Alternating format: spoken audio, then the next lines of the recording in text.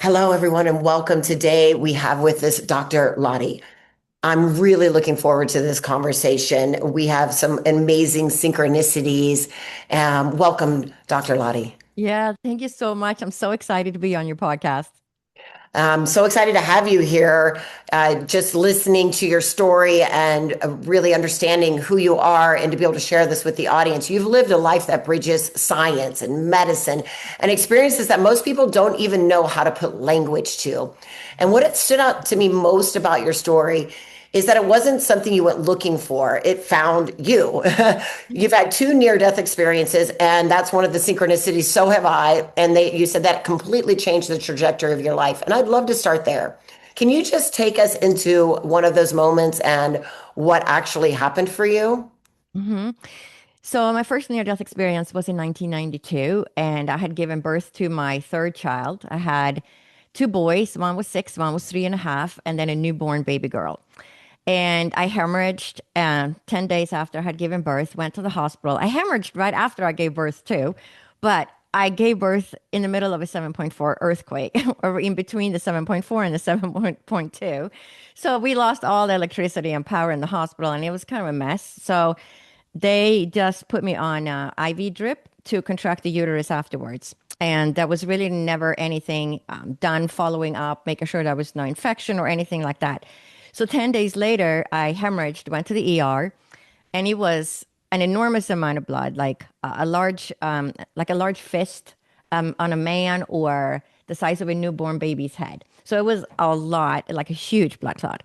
So I went to the ER. They did a manual inspection, sent me home, hemorrhaged again the next day. We called the hospital. They said, see the doctor tomorrow morning. We saw the doctor. Again, manual inspection, sent me home, hemorrhaged again, went back to the ER. Again, manual inspection. And every time they would just say, oh, it might have been a second lining that came out. Mm. So they said, okay, we're just going to keep you for observation, and close the door. And there I was lying on this table in the ER, no bell to ring, no way to call for people, just lying on this table. And I started bleeding again. And the divine intervention is this nurse came to check on me during this 1 minute period, right? Because if she hadn't, I probably wouldn't even be here today. So she Mm. opens the door and she can see how much I'm bleeding. And I can hear the call on the loudspeaker, OBGYN, stat to the ER. And within, very short amount of time, this middle-aged doctor comes running in. And again, I tell him what happened, how much I've been bleeding. And he said, all right, we're gonna take a look. And as they're taking another look, another huge blood clot comes out. And that's, what broke the camel's back. So at this point, I try to tell him I'm not feeling too good.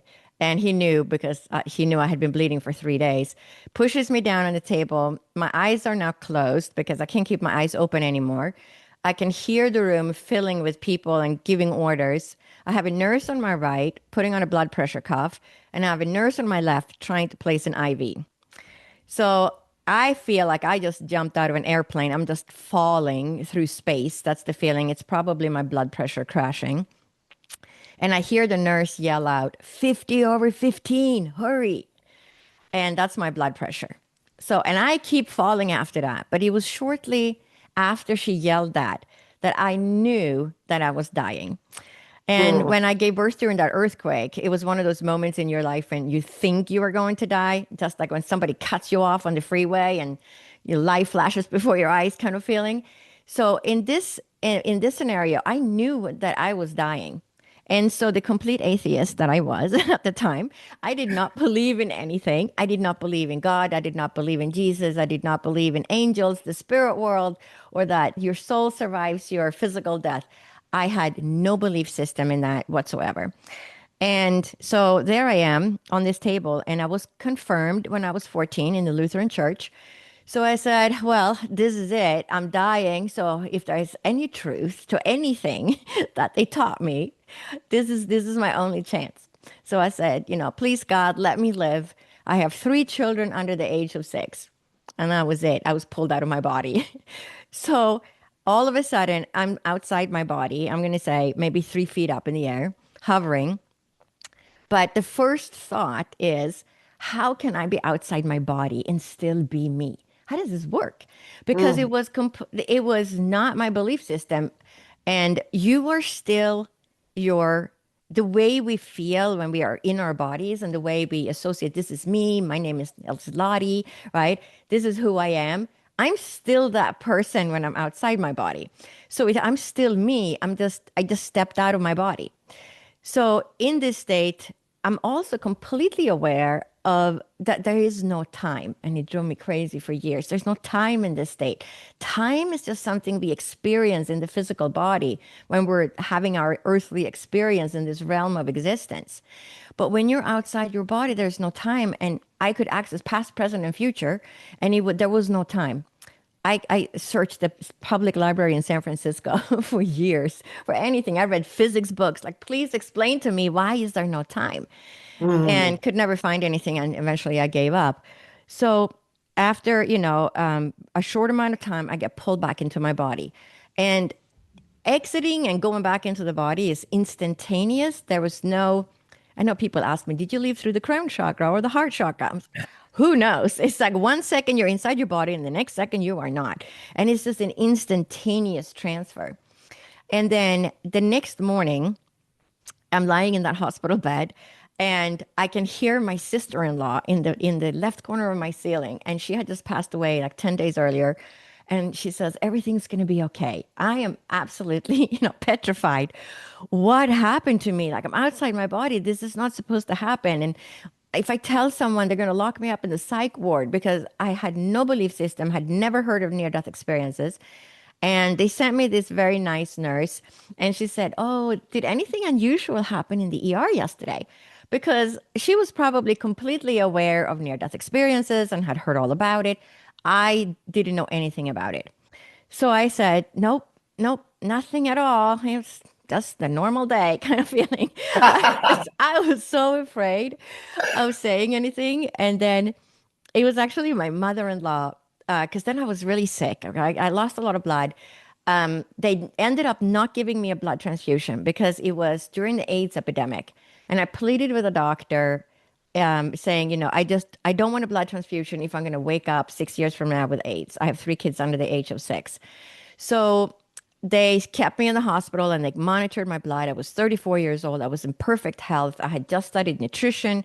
I had got my degree in nutrition. I mean, I was so healthy. And they said, you're making blood quickly. You're not going to feel too good for a while, but we're going to send you home with all these different supplements and medicines and who knows what. And I pretty much slept for the first 3 months.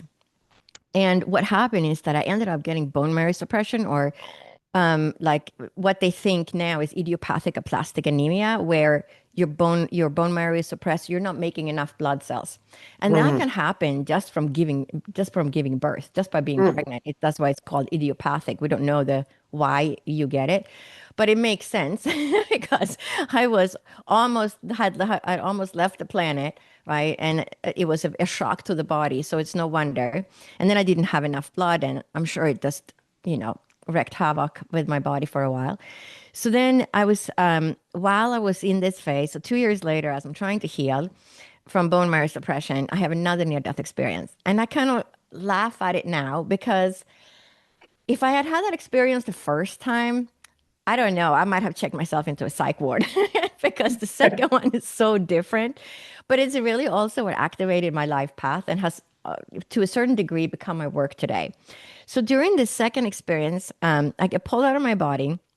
And again, I'm tumbling through darkness. But then I get to this place that I call the bouncing station or the mid station, because there was this awareness that there were floors above me and floors below me. As if you go into a skyscraper, you push the button on the 50th floor, you get off on the 50th floor, you can see what's on the 50th floor. You know there's floors above you and you know there's floors below you, but you've never been to those floors, so you don't know what's on those floors. It was Mhm. that kind of a feeling. And I call it the bouncing station because they sent me back. And I've heard, stories when people say, oh, I had a choice. I could stay or I could go back. And right. That was not the case. They was like, no, you're going back. So I get to this place and I hear the most beautiful music. And you cannot make this music on the earth plane. And we had a really big synthesizer at the time, a Roland synthesizer, and I think it had over 200 sounds. I sat at that synthesizer for a week, trying to come up with one sound that was as beautiful as the music I had heard. There was no sound that was that beautiful. But I'm looking around, I'm saying, where is this music coming from? And I look to the right and I see what looks like a little tiny log cabin.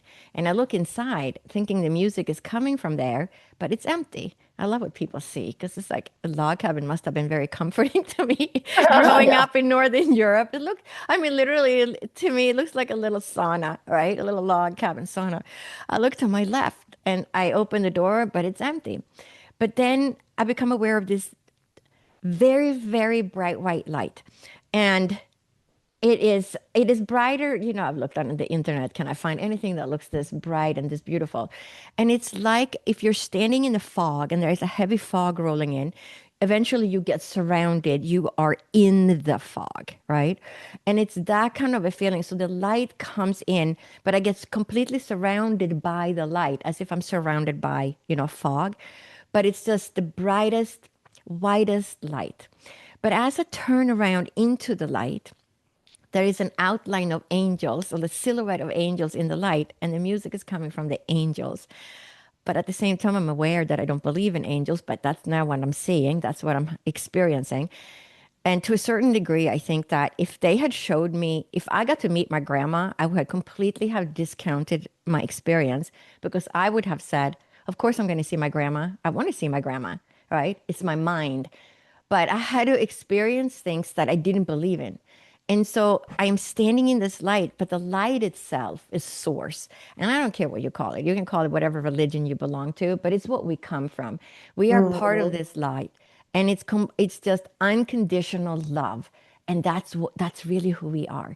We are these beings that carry this light within us. We are all loving beings at the core, right? And then we live through our traumatic lives and then we become somebody else. But we come from that. That's who we are at the core. And it's just a matter of going back and finding that light within us, right? And releasing all the struggles that we carry. And as I'm standing in this light, I become aware of two spirit guides, one on my right and one on my left. And the one on my right says, "What is she doing here? She has to go back." And I kind of get the feeling I've heard other people talk about it. How long can you be outside your body?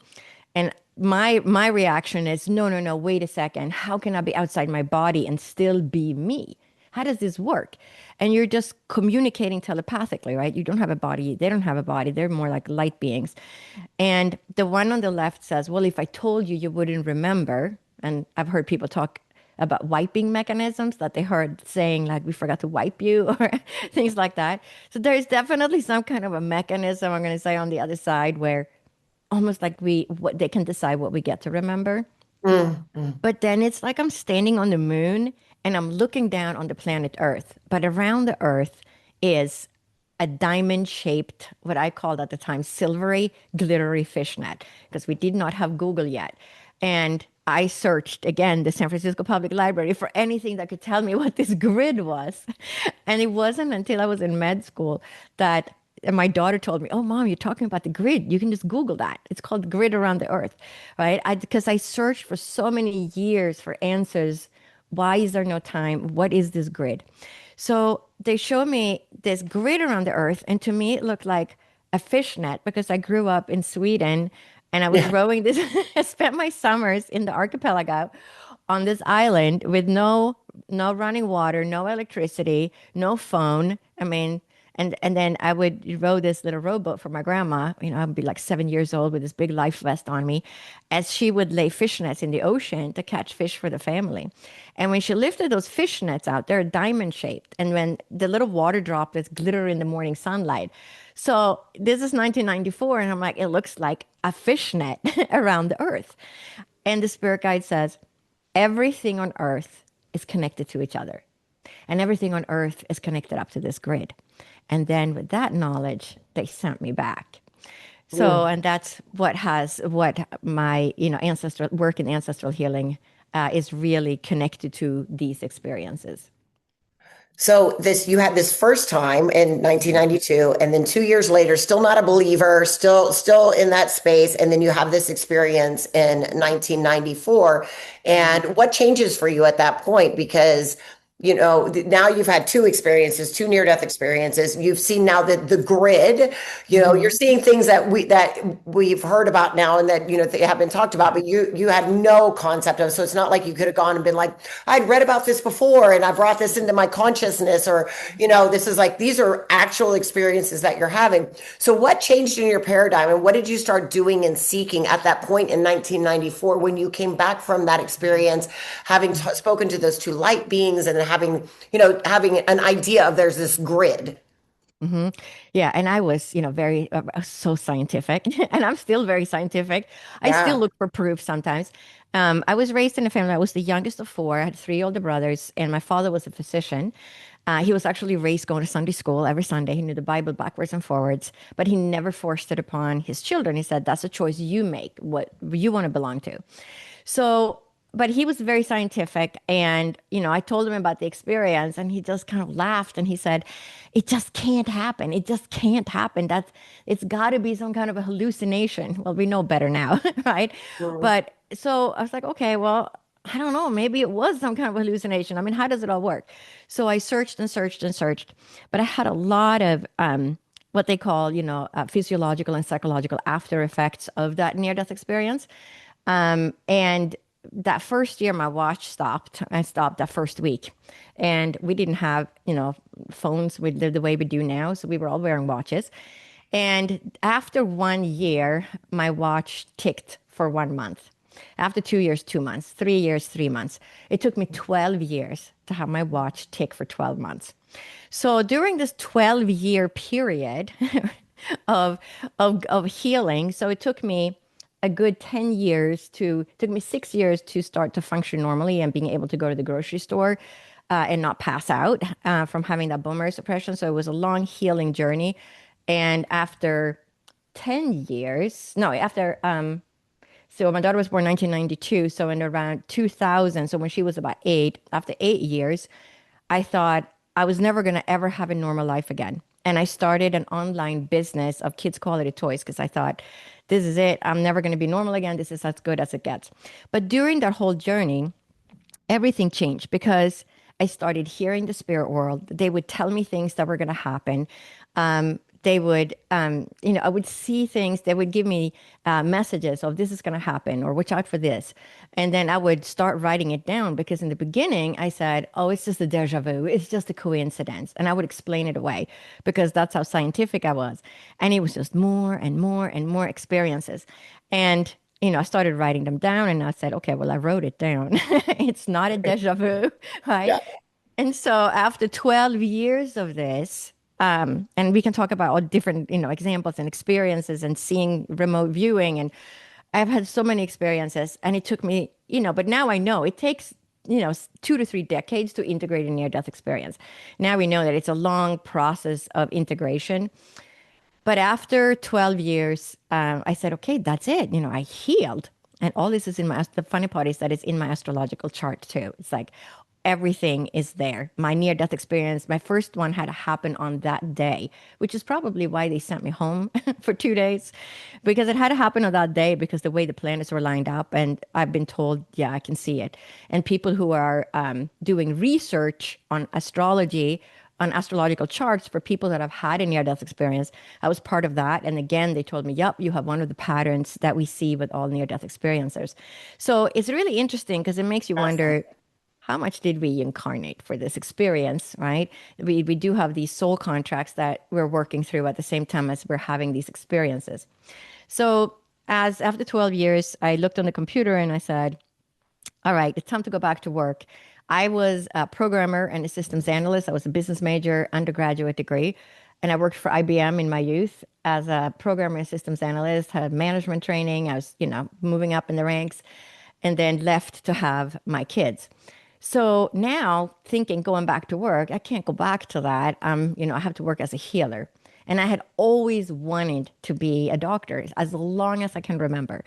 But I was born 1958, so I grew up in the 1960s in Europe and Scandinavia. And my dad would always say, "No, don't become a doctor. Just become a nurse. It's a lot. It doesn't take as much time, and you're gonna want to have a family and kids." And it was just a different era. And then I married an American and moved to the United States in 1979. And then again, Okay, hold on. I lost you. You froze for about probably a good minute. okay, Okay. So you were just getting ready to explain about you were working with IBM okay, and yeah. So okay. well, Yeah. And then, so then when I grew up, I always wanted to be a healer, but my dad would always say, don't become a doctor. It takes so long. And why don't you just, study to be a nurse? And I did, and I majored in languages and business in high school. And then I married an American and moved to the United States in 1979. So my journey, took me on a different path. So here I am looking for, what do I do if I go back to the workforce? Well, I knew I had to follow my true passion, which was always to be a healer. And now this was the time. So I'm looking on the computer and I find this website that says naturopathic medicine. And I said, wow, that is so amazing. You combine Western medicine with kind of Eastern medicine. You learn acupuncture or homeopathy, botanical medicine, but you still learn everything about pharmaceuticals. So you integrate everything. So it's a really integrative profession. And then I realized it was a real medical school. And I said, oh, I can't go to medical school. I'm already in my 40s. I have to do all the prerequisites, the biology, general chemistry, organic chemistry, physics, and math, and all the things I didn't have. I said, I can't do that. And even if I do that, there's no guarantee they're going to take me because I'm so much older than, probably what they're looking for. So I just closed my computer, went to the kitchen, and as I get to the kitchen, the spirit world drops in. But it's now been 12 years of me being told that people are sick, people are going to pass away, or these people need surgery. And, it's just seeing things and knowing things. So when the spirit world drops in and gives you a message, you listen. So that, mm, after 12 years, I knew. So the spirit world drops in and they say, no, you have to go to medical school and be a naturopathic doctor. Now, you have to, is that we still have free choice, right? mhm. It's my choice still if I'm going to do that, but they're encouraging me, right? The message comes across as, no, no, no, you have to do that. Like follow that passion. And then they say you have to combine East and West, which I took as kind of old and new. So I was like, well, that makes sense. It's old medicine, new medicine being combined. And they said you have to bring messages and healing to the people. And you are to write 2 books. No, wait, 3. And that message of you are to write 2 books. No, wait, 3. I have gotten that exact message with that exact wording from 4 different mediums, 2 in England and 2 in the United States. And the message is exactly the same every time. So it's really fascinating. It's like, okay, I'm working on it. I wrote my first one. The second one is in my head currently. Probably start writing it towards the end of this year. So I was enrolled in my prereq classes within 2 weeks, and then I went to medical school when I was 54. Yeah, I think that's such an incredible experience, right? Like you had this experience in 1992 and 94. You have 12 years of integration. You start having these gifts, the clairvoyance, the mediumship, these things coming through. When for you, I know you went to medical school at the age of 54, but where along that trajectory did you finally go from being atheist to I believe something else? Like, was it, when did you finally say, okay, I give up. There is more to this world than what I thought. Was it a gradual thing that happened for you, or was there a moment in time where you can remember and you're finally like, there's just so much proof I can't, being very scientific, being now a doctor also, because I want to start to go down that bridge of like these two things and how they actually work together. But when was that moment in time where you can look back and say, that was a definitive moment when I was like, I could never go back. I knew for a fact that there was more than what we were told. I'm going to say it took me a long time. I'm going to say about 8 years. So Mhm. around, the year 2000 is when I had had enough experiences to know it was not deja vu. It was not coincidence any longer. And I'm going to say it was probably beginning of the year 2000 when my dad had a stroke. So I'm the youngest. My dad was 81 at the time. And I, my brother is one of my brothers is a surgeon, and he called me and he said, Dad had a stroke, and he's doing well. He lost his ability to speak, but he's laughing at our jokes, so we know the understanding is there. And I said, should I get on an airplane? We were living in California. My family is in Sweden. And so it takes a good 24 hours to, change all the flights and get all the way over there. And I said, should I, jump on a flight tomorrow? And he said, no, no, no, he's doing well. Like, why don't you just come, in a few days? And I think this was, on a Wednesday. And we got tickets to fly out on Monday. We would arrive on Tuesday. And then on Thursday, my brother said, oh, they moved him out of the ICU. He is in a rehab floor now, and they're just working with him to see if he can regain his speech. So everything was looking really good. And we were living in East Bay, San Francisco at the time. And my kids were now, 12, 9.5, and 7, or almost 7, right? And so we took the kids to the bookstore, like Barnes and Nobles or something in Walnut Creek, for those listeners who are out there, and to get kids like books on tape and things to read on the airplane. Because I was bringing the kids, and my husband was going to stay behind due to work. And as we're going to the bookstore, I keep seeing my dad's coffin, and I see it from an angle from above. So any funeral I had ever been to, the coffin is either, horizontal or vertical up in the church in Sweden, because that's typically how funerals are there. But I saw the coffin from above on an angle. So it was on an angle, and I'm looking at it from above instead of looking onto it sitting like in a church. Mm. And it had a dark red kind of flower arrangement on it. And I kept telling my husband, and I kept saying, my dad's going to die. I keep seeing a coffin, and I know it's his. And it just kept, images kept flashing. And he said, oh, you're just worried about it. Like, he's fine. Your brother said he's in rehab now, and it's all going to be fine. Nobody called me. And then when we get there Tuesday morning, it's not one of my brothers meeting me, it's one of my sister-in-laws. So she says, no, we have to go now. There's no time to go to the restroom. Just get in the car. And we get to the hospital, and my dad passes away an hour later. So then we change our tickets back home and all of that. And I'm with my mom and the kids, and we're in the flower store to get flowers for the funeral to put on the coffin. There's 2 huge binders, okay? I don't know how many flower arrangements that must have been in these. Well, she narrows it down to this one page, and she's deciding between the flowers I had seen in the image that I was given and a different bouquet that was blue. And she said, which one do you think Dad would like? And here I am, the scientist again. So I'm saying, I want to see if she's going to pick the flower that I've seen, right? So I tell my mom, I said, you knew Dad best. You pick the flowers you think he would have liked. So she picks the flower arrangement that I had seen in that image. Then we get to the funeral. Well, the funeral is not held at a church. It's held in this round room, which is part of the cremation center. It's like a gathering place.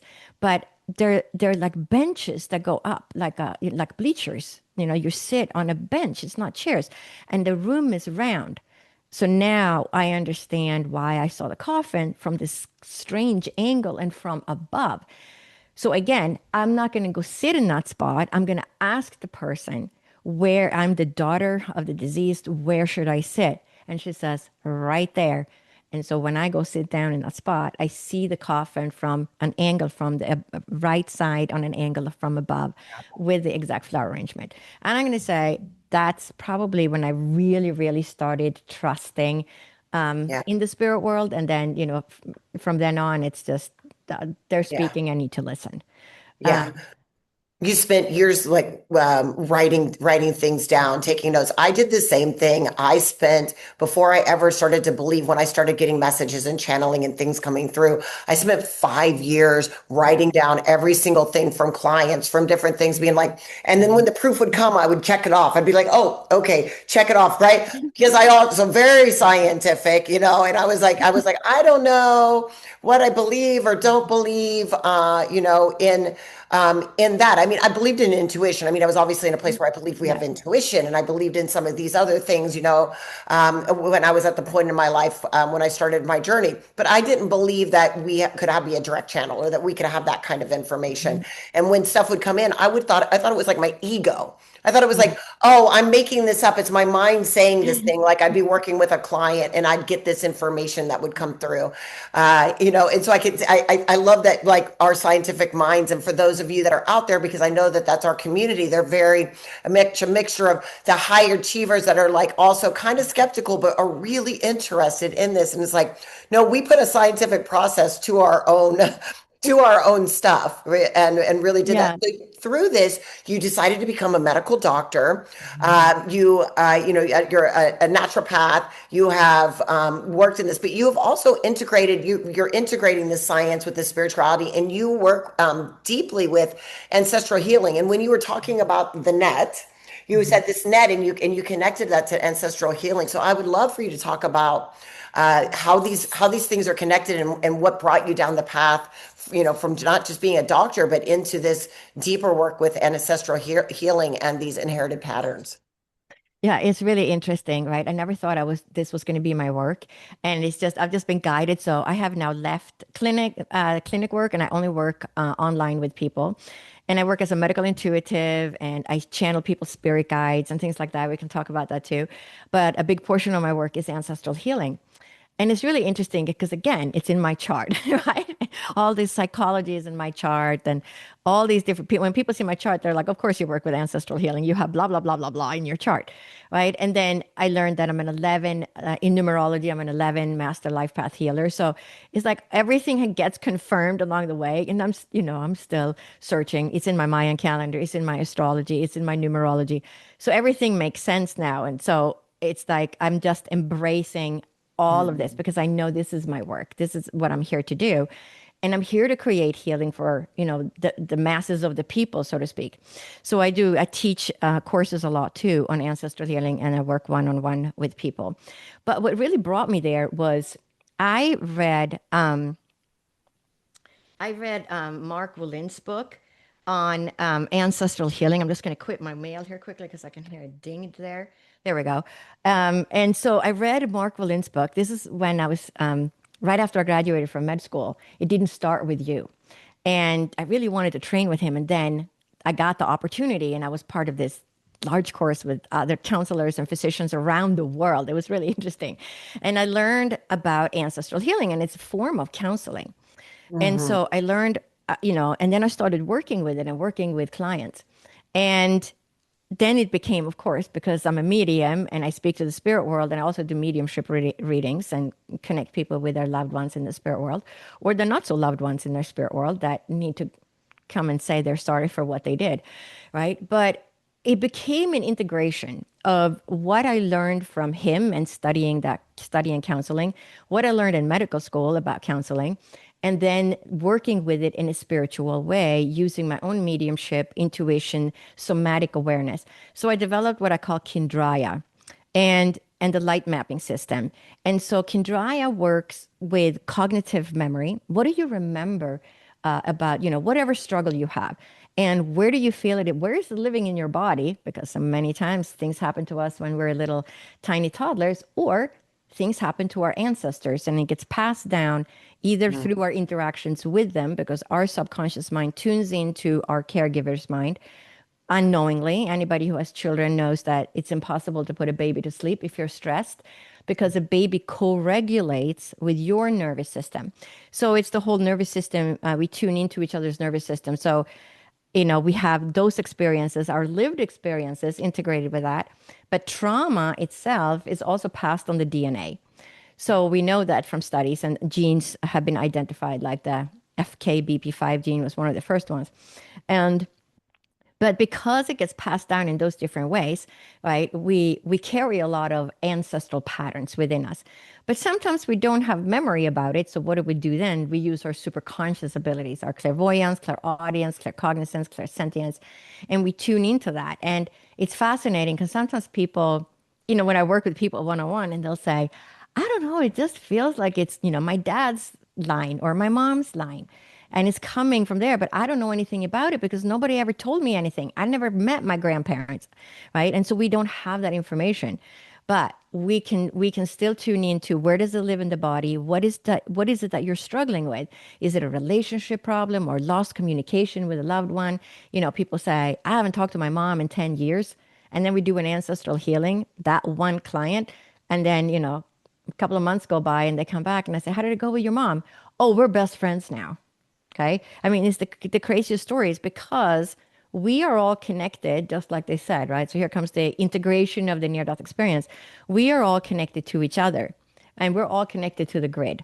And when we create healing for ourselves, not only do we heal the people around us, but when we heal ourselves, our nervous system changes, our frequency changes, and we resonate and train differently with people around us. So, but when we create healing and we send it to the spirit world, they also heal. And again, here comes the confirmation because I need confirmation on everything. And once I studied mediumship at Arthur Findlay College, and I've been there many times. And once when I went there, I had a reading with a teacher, and again, not my teacher, because I would never do a reading with my teacher, because then I would think they knew something about me. It has to be a teacher that's not even my teacher, because I'm so scientific. They don't know anything about me, so I'm gonna have that teacher read me, right? Yeah. Again, like kind of proving it all. And she said, "Oh, you sent healing to your mom last week." I was like, "Are you kidding?" Yeah, she said they feel that on the other side. So, Mm, the confirmation of them feeling it. But now I understand why I also needed the confirmations because I had to really believe, in it myself and understand that, yeah, it does make a difference because we are connected to them. But then, the people that won the physics Nobel Prize, I think it was 2 years ago, there was three physicists that won the physics Nobel Prize and they proved the entanglement of particles, right? yep. And to make this example Yeah. simple, I'm going to do, And I let's love it say, because one of the things that is, it looks like the yin yang symbol, right? The entanglement, when they did that, they brought it through and it looks like the yin yang. And so it's this, it just proves how everything is so interconnected and you have the pieces that put together. Yeah. yeah. And it's like if you have two apples at your house and I have two apples at my house, and we're really good throwers, so we each throw one of our apples to Times Square in New York. And they land right next to each other and they meet. They're like, hello, Apple. I meet you. But, they were part of the apple you still have in your house and the apple I still have in my house are now entangled, right? Because the apples that they used to live together, our apples met. And so it goes back and we can see, right? And so that's the particles that they got the Nobel Prize for. But that's exactly what you see when you work in ancestral healing, right? And so the integration of we are all part of that grid. Everything that we do, say, and think, we act, react, it all makes a difference, Yeah. right? So all we have to do is heal ourselves. And so for people that are like, okay, this sounds really interesting. How would I know if I'm carrying ancestral patterns? Are there some signs or something that somebody would be like looking for that they could say, oh, that's that, and not just that I'm sick or that I have this other thing going on? I'm going to say, to a certain extent, everything is an ancestral pattern. So because we all came from somewhere, we didn't Yeah. just come out of nowhere, right? We carry our parents' DNA. We know from studies that from Holocaust survivors that they changed the gene expression, and we can see that in the offspring and the grandchildren. So some examples, for example, an easy example would be I'm going to say the relationship or lost communication. So when we have, let's say, a relationship issue, most women are still carrying the mental load at home. They're the ones that are kind of arranging, making sure the dishwasher is unloaded, the laundry gets done, the fridge has food in it, birthday presents or cards are being taken care of. And so many times the women carry that mental load, and sometimes they'll say, I can't believe, my partner, I always have to tell him, he's very helpful, but I have to tell him, can you please take the garbage out? Can you please unload? Can you please put the laundry in? And it's just more mental load because now they're managing one more person and it doesn't happen by itself. So then the woman feels often, this is just a very common and like a simple version of it.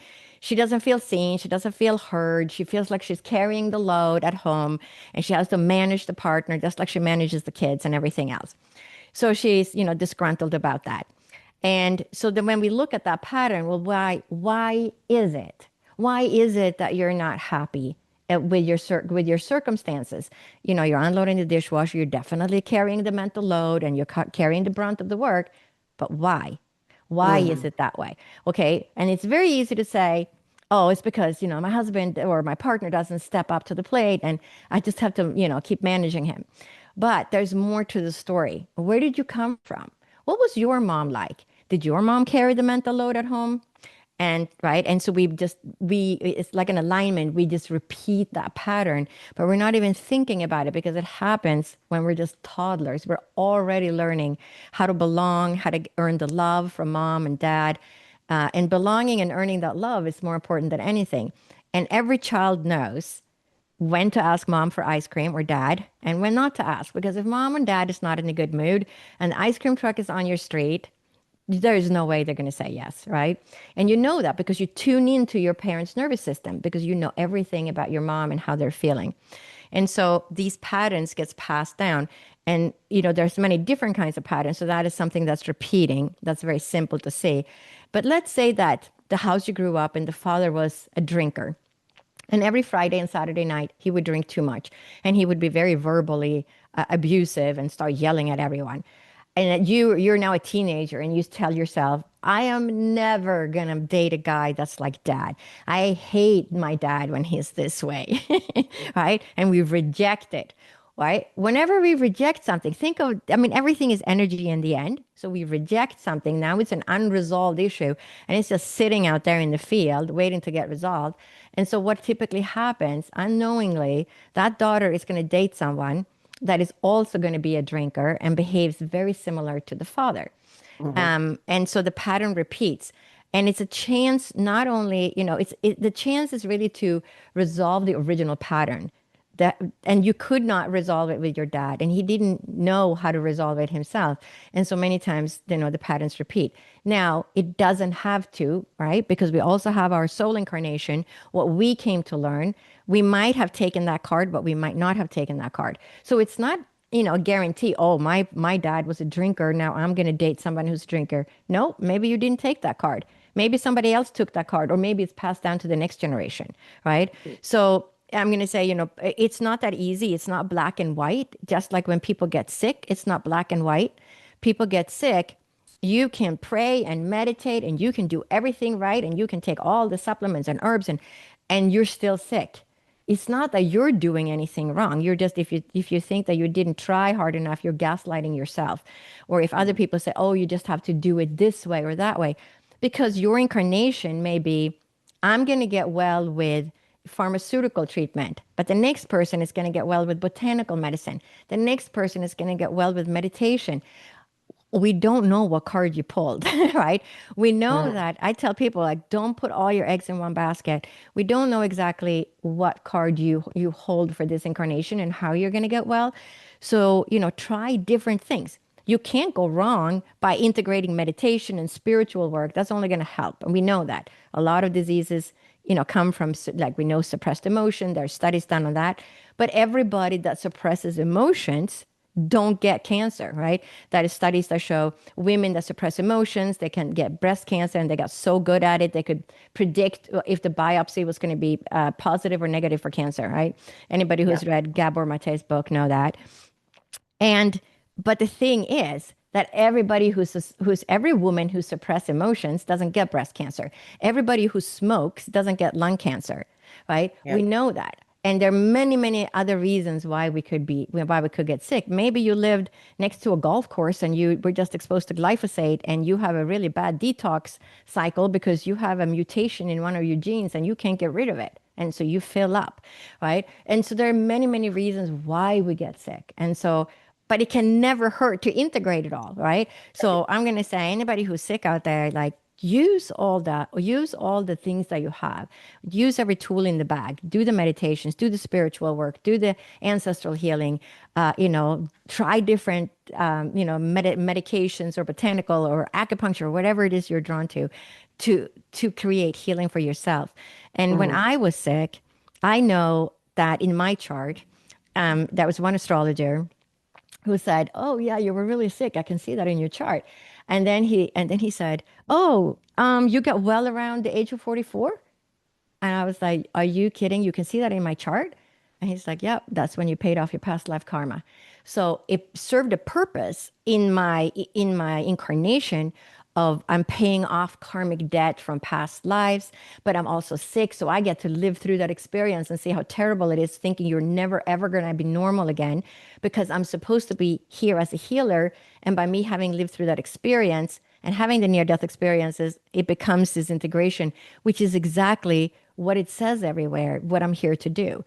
But Yeah. now looking back, I can say all those experiences that were not fun at the time, right? All played a role in the work I'm here to do now. And Yeah. so and everybody who's going through a hardship or struggles right now, just know I'm going to say nothing is forever. Yeah. It could be 10 years, it could be 5 years, and all of a sudden, it's going to change. Well, I find it really fascinating that you have said several times during this, like around the piece of the astrology, and that it's in your chart. So I'm sure my question that's coming for me, that I'm sure the audience is then do we have free will? Is this something, right? Like if okay, I have all this ancestral stuff that's coming through. I have past life, I have karma, I have things from other lifetimes, I have all these things. It's all in my chart. Do I really have any control over any of it then?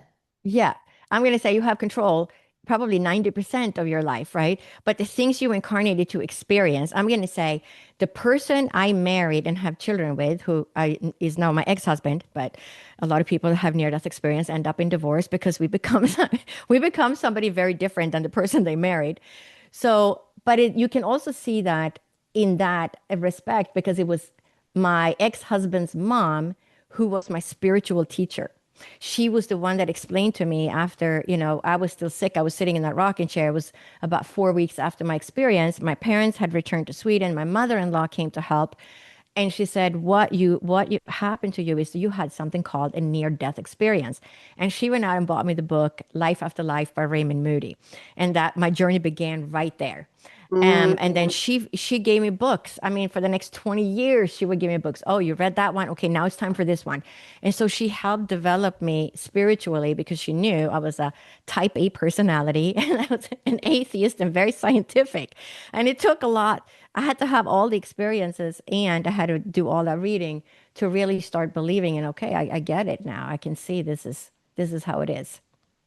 So is it possible, because like you said, when they looked at your chart, they're like, oh, did you finally heal at 44? Is it possible to not follow the path and not have those things happen if you don't like, say if you had ignored her books, had not taken her advice, had stayed in your super scientific way, and decided not to go down this other thing, do you think something else would have happened is there always going to be a lead into the destiny that you're there for, or can you like not have that happen and like, oh, I got to come back and do it in another Yeah, life? it's a good question. I know. I wish I had that scientific answer. But I think that, I mean, the way I look at it is we incarnated to have certain experiences. We're here to do something. Everybody's here to do something, right? Mhm. You incarnated to have 3 children, be a stay-at-home mom, and then help take care of the grandkids. That's your incarnation, right? It Mhm. doesn't mean that you came to, be a teacher or write books or whatever. It could be something very simple. And Yeah. it's like, wow, that's so nice. I hope my next life will be like that, right? It's like, or maybe a golden retriever with a tennis ball and a pool in the backyard, right? Like a rest life. Yeah. But I'm going to say we all have different incarnations, and sometimes I'm going to say it's a very simple. If you having kind of an easy life, not much is happening, and you're kind of just walking along, maybe your past lives were really, difficult, and you just came to kind of enjoy yourself for this life. And yeah, I think that we have different paths. And I think that eventually the way I look at it is like we go down this road. Now you have 3 options. You have these 3 roads to take. Well, if you don't get on the spiritual path, then you're going to have a near death experience over here and go down this line. Or maybe I didn't even have a choice and it was just, this is what you incarnated for. Here's your movie script. And then off you go. Right. And other people, I think, might have choices because there are people that say they had a near death experience and they had a choice. They could stay or they could go back. And they're told that, oh, look at all these fun things. Your kids are graduating from school. And they're like, wow, that looks like a lot of fun. I think I'm going to go back. Right. And they had a choice. I didn't have a choice. And again, I've been told in my astrological chart There was one astrologer, and he joked and he said, if you ever thought of leaving, they're just going to send you back because they're not going to let you go to the other side until you're done with what you came to do in this life. Yeah. So again, I think, we just have different paths, and Yeah. some people can check out, when they're 30 or maybe 40, and then you have another chance at 55, and your last chance is at 92. Yeah. Like it does. I agree. I believe that there's some of us in this world that we like there's the choice, and then there's some of us that have a path that no matter which direction you take, you're going to Mhm. end up on that path. When I was getting my master's, I took this creative writing class, and we had to write this thing about like the road not taken. And Mhm. as I'm writing the road not taken, and I'm going all the way back to my story of what happened when I was a drug trafficker and the things, Mhm. and I said, well, if I hadn't done this and I had stayed married, I would have had kids and done this thing. But what happened was, as I was writing the two different stories, they both, Mhm. one took longer than the other. One Mhm. happened where I ended up in my 30s coming on the path that I'm on now, but the other one still happened, but it wasn't until I was in my 50s. Yeah. And it was like this weird convergence of I Mhm. still ended up in the same place. So Yes. I think that that's really, Yes. And possible. that's how I look at it too. It's like you have different choices, but the end point is going to be the same, but you have Yeah. different options how to get there. Yeah. And so we Yeah. still have free will. I mean, what I'm wearing today or what I'm going to eat for dinner later, I mean, it's all free choice, right? Yeah. Or Yeah. doing this podcast is a free choice. So, but the main things, right? That near-death experience was not a free choice. That being No. sick was not a free choice. Yeah. Who I married and had 3 children with is not a free choice. That was, his younger sister is still my best friend, even though we've been separated for, I don't know, divorced for like 10 years or something now. So it's the incarnation, right? It's that was supposed to happen. His mom was my guide. If Yeah. I didn't Yeah. have her, because my own parents wouldn't have been able to guide me, right? My mom was Mhm. very Yeah. lovely. She was a very nurturing mom. But they didn't have, they hadn't read all those. I mean, my mother-in-law was more of a mystic, right? And she would read all the different books Yeah. on Yeah. spirituality, right? And she was way out there, and she was my perfect guide. So you Hmm. can so clearly see, why it had to be this person. It was meant to be that way. And my Yeah. kids incarnated to have us as parents, and whatever what the road they're on. And you can 100%. clearly see, you know, everybody's journey, especially when you work in ancestral healing. When I work with clients sometimes and I say, oh, so these are your struggles. Now that I know a little bit about your family, you have a brother. So is your brother struggling with these things? And they just laugh and they go, yeah, spot on. Yeah. Because you can see that many times the patterns, the way they get passed down. If you have these problems and you grew up in this family, you're going to have these issues. Yeah. So for those that work with you in this wonderful work, and they begin to heal, their trauma, their ancestral patterns, their own story, what are some of the actual changes that they experience in their life? Do you have like a specific story or something you can share of like some of the transformations from some of the people that you've worked with? Yeah, I mean, I was going to say the most remarkable ones are I've had several people who lost connection or communication with one of their children. The mom shows up on my screen and says, I haven't spoken to my daughter in, 3 or 4 years. I heard you on a podcast. I can see the pattern is repeating. She has a partner that is very similar to the partner I had. And it's like the light just came on. So she's Yeah. realizing that the reason the communication is broken is because her daughter is reliving her own pattern, right? And then we do a healing with the mom. And at the end of a session, I always guide them what I call on a soul communication, shamanic healing meditation journey. So I guide them. So I do all the speaking for them, and it's the speaking that was never allowed. That couldn't be said, because many Yeah. times if we grow up in a traumatic household, we don't have the opportunity to create healing or even have a conversation with that parent, and it often ends up in a complete disconnect there too. So we do the healing. And then, 2 weeks goes by, and then I'll get an email and it says, you won't believe it, but my daughter just called me. And now all of a sudden she's talking about her issues with her partner and blah, blah, blah, blah, blah. And she's trying to figure out how to get out of this. And I mean, it's just amazing because the daughter doesn't know that the mom did an ancestral healing, right? Mhm. And so, and again, that just shows that interconnectedness. And we know we have cells in our body after giving birth from our children. That's why we can tune into our children very easily because that resonance is still there. I've had people say, the one woman who didn't spoke to her mom for 10 years and then now they're best friends. I still work with her on and off. And this other person that grew up in a very traumatic household, and she had a brother, and the parents were both very dysfunctional.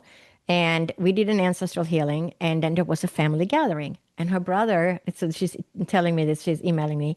She says her brother approached her and said, I don't know what you're doing, but I can tell you're healing. And she said, the only thing I did was an ancestral healing session. I have not been to counseling. I have not started anything like that yet. That's all I did. And her brother said, well, now that I see that you're healing and I see it's possible, I'm going to start counseling. And, Yeah. that was the path that was right for him because he didn't have the spiritual connection and, wanting, going the ancestral route. So, everybody has their unique path. I'm going to say, the way we create healing for ourselves. But with the, it depends what the wound is too. So when we go, we do talk therapy, that can be really good and super helpful, right? Because Hmm. we start to understand our issues. And sometimes we don't know exactly what it is, or if we bring it up and it's like an energy that I call it the broken record energy, where we're talking about things over and over again, but we don't know how to stop the record from playing in that groove. It just goes around and around, and that's the energy of it. And so we need to bring in the spiritual aspects, our intuitive abilities, right? Our super conscious awareness and our somatic awareness in order to create that deeper healing, and so that energy can finally leave. Awesome. Beautiful.